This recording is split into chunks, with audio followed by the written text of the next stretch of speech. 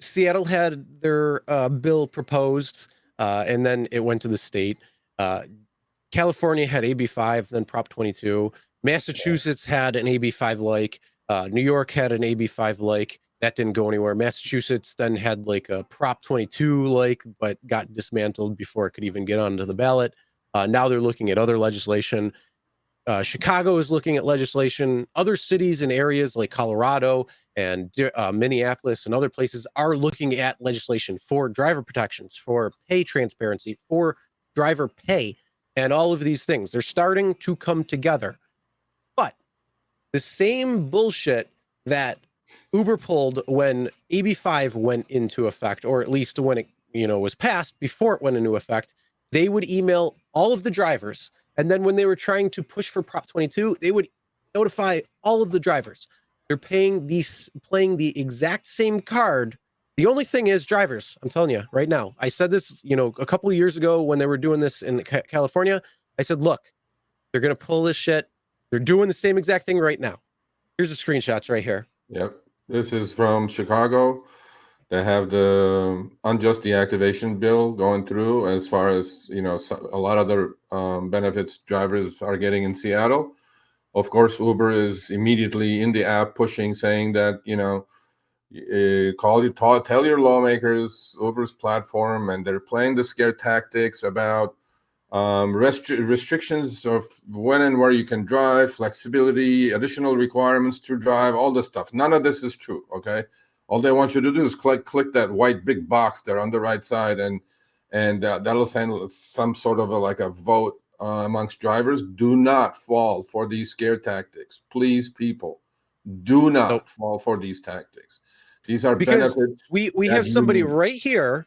We have somebody right here, right between Sergio and myself right now from Seattle. If you're just coming in now and you didn't listen to the first 45 minutes, go back and listen to that, because that is how a system can work.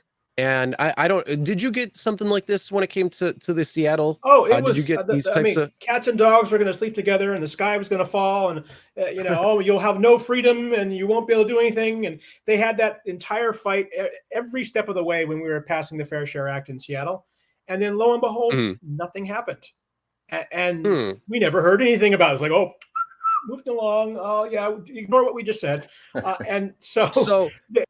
So for those drivers who get this, do not fall for it. In fact, if you do want to tell your lawmakers about the bills that they're proposing, then go research the bills real quick in your area and then tell them your actual thoughts. But you don't click that, because it's going to fill out a preformed little letter that says, we don't want this, or something like that, as an Uber driver, whatever preformed letter, and they'll just attach your name to it at the bottom. So if you're for that type of legislation, not if you're against it.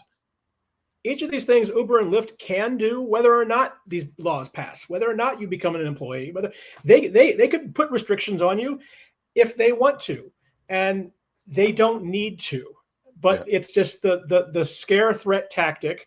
And the one thing you can guarantee they will follow up on is, if you get paid, 10 cents more, well, then they're going to take 20 cents from the passenger. Yeah. Well, they're going to play this. Why? Because they can use that as the excuse. They play the scare tactics very well with the passengers too, right? That's what they did during Prop 22. They said, your fares are going to go up. Hell is going to break loose. Well, none of that happened, obviously. And then this is more of the same thing, take action to protect your flexibility. There is a similar law coming around, or a proposal in Nevada. Sure enough, a Nevada driver sent me this. So they're just either panicking, and this one has a little bit more. It says, send an email to your Nevada senators if you don't want to lose your flexibility, your freedom. There's going to be additional taxes on fees to drive, fingerprint background checks. Well, I don't see anything wrong with any of that. Vehicle requirements, all these things that you have to go through, right? And I'm telling you, look, people, do not fall for any of this. This is the same play as they all put up in California when AB5 passed, and they were pushing Prop 22. And they were successful. It passed. Prop 22 passed with 58% of the vote. And I bet you anything, more than 80% of the people did not even know what Prop 22 was. And they just go, I'm scared. I don't want to be without an Uber. And the drivers were like, I don't want to be an employee. I don't want my flexibility and freedom taken away. None of that is going to happen. Don't fall for any of this stuff. Okay. There's one question John Killeran keeps asking me. He goes, my acceptance rate is 9% on rides and 19% on Uber Eats. There we go. Hopefully that was your question. So yeah, don't fall for this, people. Please do not fall for this. Okay. Yeah. So you heard it right from Walt. You know, he's living proof that they're not going to be restricting anything. The only time they actually did was in New York City, but that's because that's a whole different beast. Yeah. So something like that is a different thing. The whole point is they do want drivers on the road, so they're not going to restrict your access to there unless there was some sort of employee model. This isn't an employee model in Seattle and in Washington, and several of these other areas. They're still keeping that independent contractor status. They're not going to look at an employee model like an AB5 like legislation was. It's not codifying something like that, or even the PRO Act. So that is one of the big things when it comes down to it. But yeah, that's all I got to say on that. So if you do get those, if you're in these areas, again, it's all scare tactics. Don't let them fool you. And then, the other big thing too is educate fellow drivers in the area. That's one of the biggest things, because a lot of the drivers aren't watching YouTube. They're not watching, Reddit. They're not watching Facebook and seeing everything that's going on. They're actually not understanding it. So they're looking at it and they're saying, oh my God, if this goes through, it's bad. So they're automatically, they need to be re-educated in terms of what the reality of the situation is. So, that's why send them to this exact show, the first 45 minutes where Walt's talking about what's going on there in Seattle and in Washington. That truly is showing exactly what's going to happen if these other areas decide to, further go ahead with what they're proposing, or whether it's similar or, minor differences. I agree. All right. So speaking of, these laws that have gone into effect, Prop 22 has been a massive win in California when it comes to these programs of Uber, Lyft, Doordash, Instacart, all of these platforms. They are heavily happy that Prop 22 is in place in California, because it's a law written for them as companies, not for drivers, not for the people of California, the customers. It's for the platforms, so they stay as close to as is as possible. And there's been fights going back and forth in court. This is just the next step in the fight. It's still continuing. It will continue. I'm sure that this will be appealed, but looks like Uber Lyft are scoring victory as they affirm the right in Prop 22 and keeping drivers as independent contractors. Yeah, so this was long going since 2021, actually. A judge threw out Prop 22, or considered it unconstitutional. And then it's been about a year and change now that it went through the legal system, and obviously Uber and Lyft appealed, and they won the appeal. So this ruling came out actually yesterday around 5 p.m. So we squeezed it in here. I'm in California, and so are a lot of drivers who are watching probably this now and later on. Prop 22 has not been great for California drivers, especially on the rideshare side. On the food delivery side, probably so, a little bit better than rideshare. So Prop 20, there was a 3-judge panel on the appellate court. 2 judges decided for it. It was a split decision, basically. One judge cited that Prop 22 is unconstitutional, and the other 2 judges said, no, it's not.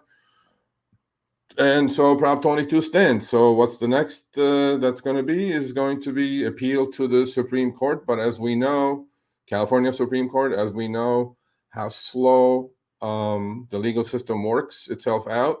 So you guys will be stuck with Prop 22 for a while to come.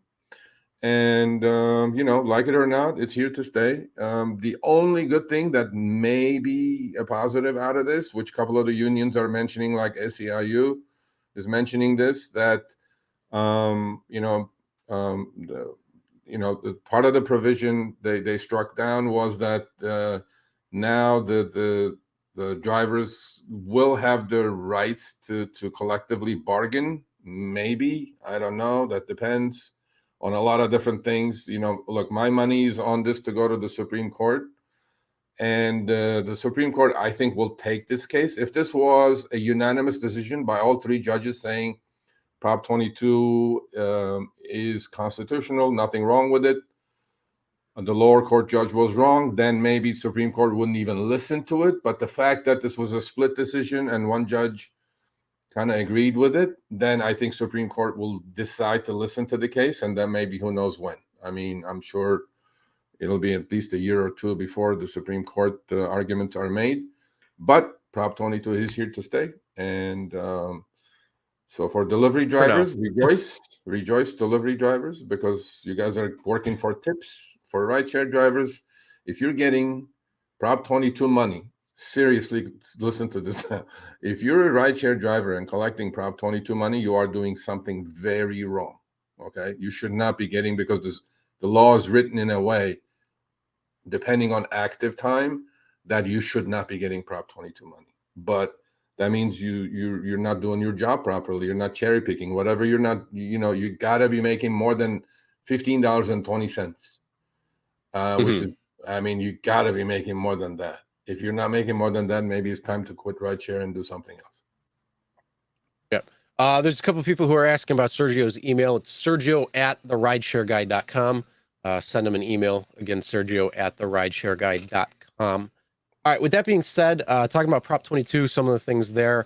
One last thing before we move on to the next. What's your thoughts on Prop 22? Do you think it's going to actually be here to stay once it goes to the Supreme Court and is heard, or do you think it's going to be stripped down or overturned because of the original? It's very difficult.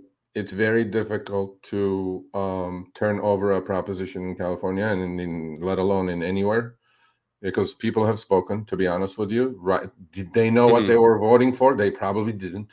Okay. But they voted for it. That's the people's vote. It's very difficult to change people's vote. First, they have to accept to hear the case. Then the arguments will happen just like it happened in the appellate case. Okay. And to me, I think it's here to stay. Right. So that's therefore, states like Massachusetts, actually, they caught them, with their hands in the cookie jar and didn't allow a Prop 22 clone to pass. Because once these things pass, it's really difficult to rewrite the law. Okay. Now what you have to do is you have to come with another referendum to make Prop 22 go away with your own referendum. And you have to spend tons of money. I mean, Uber and Lyft and Doordash and Grubhub at the time spent $220 million. I don't think, the other side has that kind of money. And during Prop 22, I know what they spent. They spent close to like $7 million. They got outspent by like 30-1. And, money buys these things, and I'm not going to deny that. And they bought it, and they wrote the law, and that's why they're taking victory laps today. Like Tony West was commenting on it, who was the chief Uber counsel. They're all going like this. So we're moving to Seattle? Flexibility. I'm like, I don't know. So, Serge, we're moving to Seattle? Yeah, I'm moving to Seattle. I'm going to go. I'm going to get my acceptance rate up to 96%. Nice. You know what? I can drive in Jersey now. I just got the email like 2 weeks ago from there saying, we're checking around states around you, and New York can drive in New Jersey now.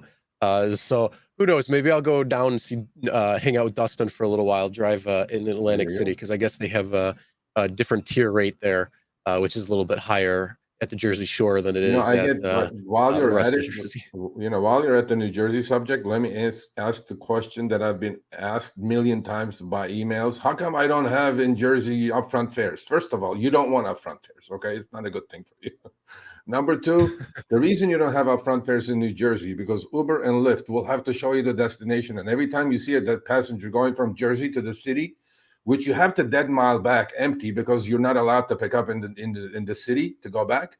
That's why they're not giving you upfront fares, because you're going to decline all those trips when they show you somebody, unless you have business in the city, somebody's going from the Jersey area to the city, like the five boroughs.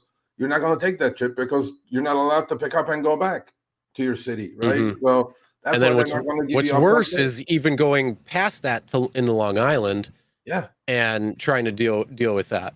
So that's they're not even gonna- worse, because they're not then gonna give it to you. you're not going to be able to. I don't think you can pick up in New York State outside the 5 boroughs, but then you have to drive back through the city, and that means you have to go through the tolls on the other side from Long Yeah. Island back in, whether you're taking the tunnel or any of the bridges. So They're not yeah, gonna give it to either way, not too fun there. But yeah, that kind of answers that. Maybe we'll put that into a little short or something, so people know and can see it at that point. But either way, I don't know. Maybe I'll try going to Jersey for a little while. I'll go stop in, hang out with Dustin, and Give see. it a But shot. all right. All right, thanks for watching. That short little clip was from our live stream, Show Me the Money Club, with Sergio and myself, Tuesdays, 6 p.m. Eastern, 3 p.m. Pacific. Make sure you subscribe, turn on all notifications so you'll be notified when we go live, as well as all of our awesome content. Make sure to check out this video right here, which will take you to the entire live stream, or check out this video right there. All right, drive smart, everyone.